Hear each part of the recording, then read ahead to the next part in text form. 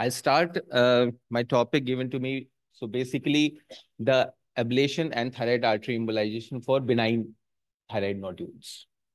So thyroid nodules are very common. If we do the ultrasound, 10 out of 7, 7 out of 10 people will have some thyroid nodules. But the bigger nodules that are causing clinical problems, either it is related to the cosmetic bulge in the neck or pressure symptoms, vague lump feeling in the neck, respiratory difficulty in swallowing, or in the malignancy. So I'll focus mostly on the benign causes.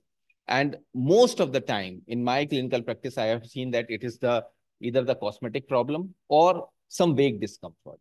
Also, the bigger nodules with multinodular goiters, it is the compressive symptoms.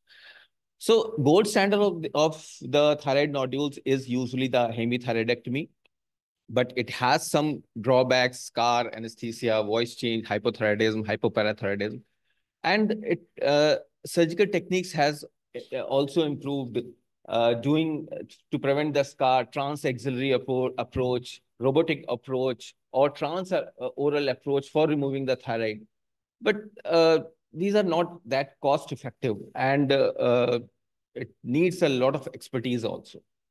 So I start with the conclusion of my talk that in 2022, various disciplinary, the endocrinologists, the Head and Neck Society, the Thyroid Nodule Society, they have combined and made a recommendation that ultrasound-guided ablation procedures as a first-line alternative to surgery for patients can be given to them, those who have benign thyroid nodules causing compressive or cosmetic symptoms. So at present, it is a first-line alternative, but I'm pretty sure that within few years, it will become a primary treatment for thyroid nodules. So what are the indications for thyroid? So the patient should be symptomatic, and usually the indications according to the various guidelines, the volume should be more than 20 if it is non-functioning benign thyroid nodules, those who have cosmetic and local symptoms. Also, it can be done with autonomously functioning thyroid nodules, where you can actually burn the hyperfunctioning nodules and make the patient euthyroid. There is some role in the recurrent thyroid cancers as well as the micro cancers, papillary cancer also. There is some role is coming up, but it is controversial. So how to select the patient? So of course, patient should have symptoms. At least 2 FNAC diagnosis should prove that it is a benign. You should note down the ultrasound features, solid, cystic, and of course the thyroid scoring, symptom score, cosmetic score. So if it is low thyroids 1, 2, single FNA is sufficient. If it is more of a solid 3, 4, then at least 2 FNA should be done to prove that it is a benign. For autonomically functioning toxic nodules, single FNAC is sufficient. So basically, it was introduced in 2006. You know the mechanism of radiofrequency ablation, the alternating electric current causing ionic oscillation, frictional heats, and that kills the tumor. So this is a tumor nodule. After ablation, it has become so small that it is barely perceptible.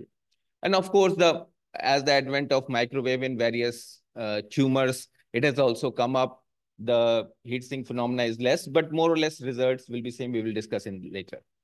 So chemical ablation by thyroid means cystic nodules are treated by alcohol ablation for a very long time before the thermal ablation has come. So it has still a role. How to select which patients require thermal ablation and which require chemical ablation. So if it is more or less purely cystic, ethanol ablation is the treatment of choice if the solid volume is 0 to 10%. If it is mixed, means 10 to 50% of solid part, then combining the alcohol ablation along with the thermal ablation. If it is solid, pure thermal ablation will be beneficial. So this is the usual position I prefer. You can do whatever you, because here your both hands are free. patient is also comfortable, and you can approach all parts of the thyroid in one go. Here is the foot switch where you can control the ablation parts. So coming to the technique, what we have to do is the procedure should be safe. To prevent the adjacent structure, you need to do the hydrodissection. You have to create a fluid around the thyroid nodule so that you can burn it, so that heat doesn't cause harm to adjacent structures. And in this diagram, you can see the yellow triangle here named D. This is called the danger triangle because this is the usual location of the recurrent laryngeal nerve. And on the left side, it is close to the esophagus. So hydrodissection basically displaces the recurrent laryngeal nerve and esophagus so that the complications becomes less. Also, on the lateral part, also there are various vessels, also the vagus nerve, sympathetic ganglion, that also should be saved. And creating a hydrodissection is far more easy in thyroid area as compared to where we do it in the lung or liver nodule. So you can see very clearly that how easily the hydrodissection is created. You can see whole of the nodule is getting elevated.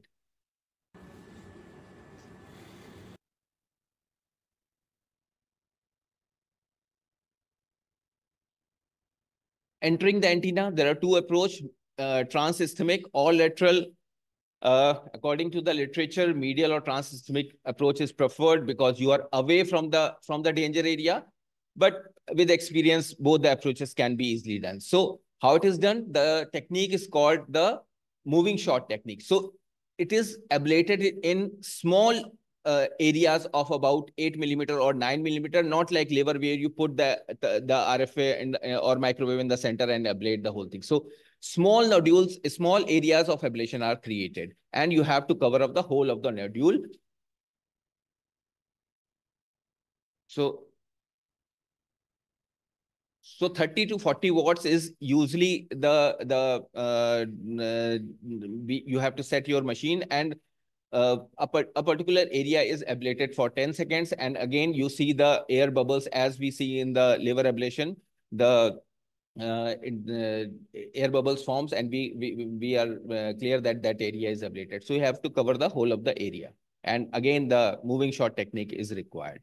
For solid cystic, what we have to do is first place the microwave antenna in the center, then place another needle, aspirate the cystic component, do the alcohol ablation, and after aspiration, alcohol instilled, wait for dwelling time of 5 minutes, and then thermal ablation of the solid part, and the wall of the cystic lesion is done. Follow-up, so it's a daycare procedure. Usually we send the patient within 6 hours, telephonic interview, next day, 1 month visit for thyroid function test and to see the regression of the nodules and relief in symptoms at 3 months, 6 months. So this is before procedure, and this is, you can see how it has become significantly reduced. And this is the clinical picture. You can see complete disappearance of the swelling of the neck. So another case, big nodule and swelling in the neck. And you can also use the contrast in ultrasound to be sure that whole of the ablation is done. Again, moving shot technique, whole 5 minutes ablation. And you can see whole of the area is, the appearance has changed, and confirmed it on contrast ultrasound to make sure that whole of the area is ablated. And this, you can see the significant change in the size of the swelling. Complications, very less. Recurrent laryngeal nerve injury is reported in 1% of the case in the form of voice change. If it occurs, give steroid for 5 to 7 days in a tapering manner. And most of the time, the voice recovery, even it has happened in one of my case, usually comes back in 1 to 3 months.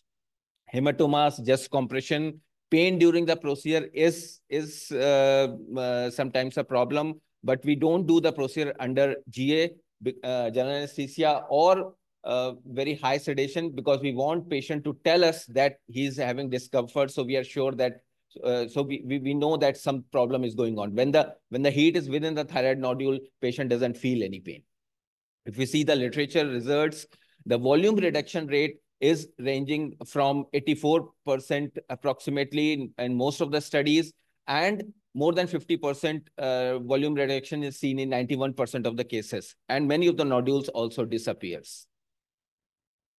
Whether we require another session or not, so basically those nodules who have bigger nodules more than 20 mm might require another session, or if the clinical problems is not resolved. If we compare with the surgery, so this is a comparative surgery. There we have seen the response rate was nearly equal in both the procedures. However, the complications were higher in surgery, 6% versus 1%.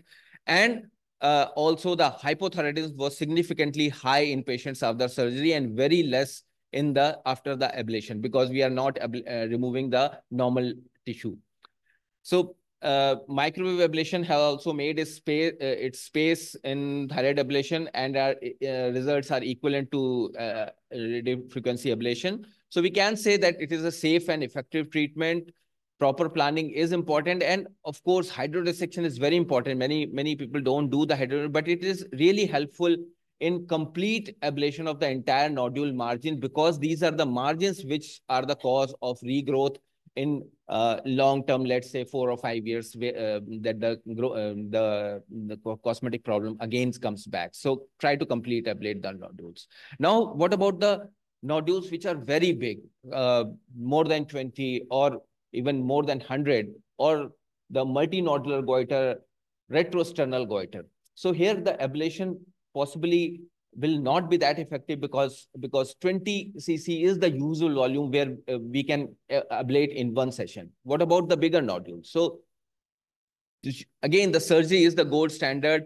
Patients who have retrosternal goiter, surgery is definitely associated with higher complication rate in the form of recurrent laryngeal nerve injury, hypothyroidism, hypoparathyroidism, and the mortality rate is also there, even if it is going retrosternally as compared to the cervical goiter. So if the nodule is more than 20 or 30 cc, it will be more time consuming. Multiple sessions may be required. As you can see this in study, if it is more than nodules, number of sessions were significantly high, and the overall volume reduction rate, if it goes above 30 cc, the volume reduction rate is also less.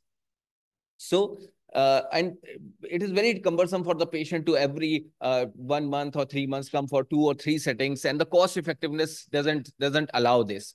So thyroid artery embolization helps because it has higher volume reduction if there is a big prominent nodule on the one lobe, or it is a multinodular goiter. So very less studies have described this. This is a latest article where they have done the large solitary symptomatic nodules through transradial approach. And for multinodular and bigger nodules, the radioactive iodine has been traditionally used, but it can lead to the hypothyroidism and retrosternal goiter. As I have discussed, the radioactive iodine is usually not successful, and surgery is the only effective treatment which has high morbidity. So if we see the history of thyroid embolization, it is used in 2002, 2007 article. You can see the thyroid artery embolization is used for control of the symptoms of the Graves' disease. And there people have shown that in both these studies, the volume reduction was there in terms of 30 to 50% in 6 months. So people become curious, and there is a lot of literature available on the Graves' disease control. So for these patients, how to select this? So patients in this study, they have taken the dominant large nodule more than 20 with solid portion, who are symptomatic, and taken the all the parameters that I have discussed. So coming to the anatomy, we all know the superior thyroid artery arises from external carotid artery, and the inferior thyroid artery comes from the thyrocervical trunk. In 10% of the cases, there is a direct artery to the inferior part of the thyroid, which is called the thyroid ema artery. It is seen in 10% of the cases. It arises from either from the right common carotid or innominate artery.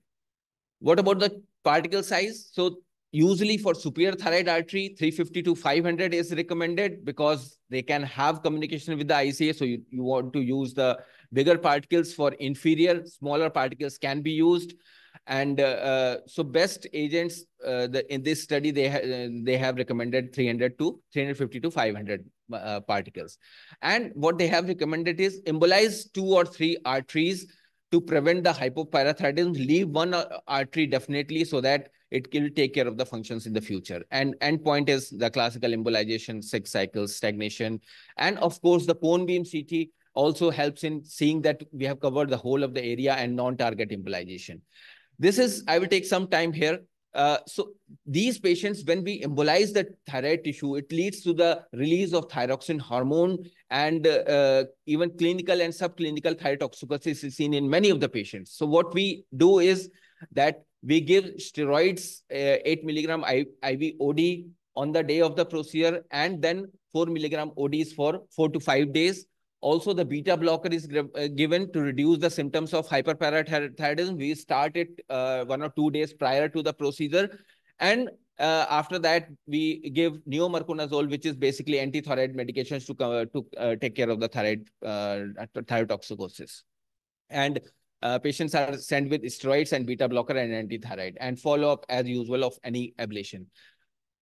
So this study, the 6 patients, they have shown that 3 months volume reduction was 86%, 92%. So very good volume reduction rate. And also the appearance score, the VAS score is also, and no significant complication they have mentioned. And they have used the pushable coils after injecting the PBA, which is a controversial topic I will come to later. So image from that article, the volume was 170 at 1 month. And this is after 6 months, significant reduction. And even the retrosternal part has significantly decreased. They have used the PVA along with the coils in their cases. So this is the largest study available for thyroid artery embolization, where they have done the 56 cases. They have divided into 2 groups. Group A is where only one side a predominant nodule, and Group B, which consists of 36 patients, where it is a multinodular goiter. And many of the patients have intrathoracic extension. Also, many of the multinodular goiter were hyperthyroidism at the time of enrolling in the study.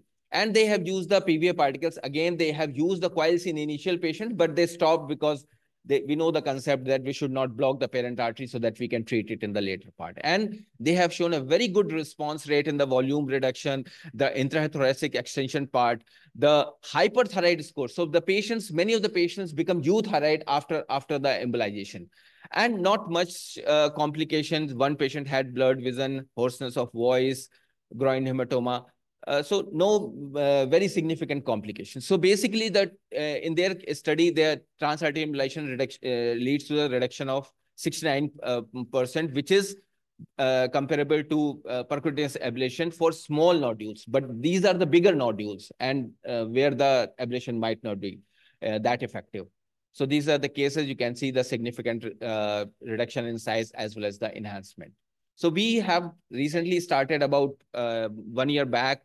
We have done about 12 cases, and we have a mean follow-up of just 3 months, not much, but we know that hyperthyroidism after the procedure, especially after 48 to 72 hours, is problematic, and we have to pre-medicate the patients properly to control their symptoms. And these usually results in about a week. So the patient's complaint of weakness, lethargy, and sometimes hot flushes they feel, so which can be controlled by the pre-medications. So one patient had a transient memory loss, and we have done the MRI. That has shown the possibly the undefined collaterals. The particles have gone into the cerebellum, and it recovered in about 5 to 7 days. So we also got the similar type of response with good improvement in the score till the follow up. So just to show a case, a big swelling, bilateral nodules in both the sides, and you can see the trachea is shifted towards the left side. Big nodule. We have gone into the inferior thyroid. This is the superior thyroid. Mostly it is supplied by the inferior thyroid, and we have done the embolization. This is the inferior thyroid end embolization, and this is the superior thyroid end embolization image. And this is the response you can see. There is significant reduction in the overall appearance. So with this, I conclude my talk that these procedures are very effective in overall treating the benign condition of the thyroid, and possibly they will become soon a first-line therapy. Thank you.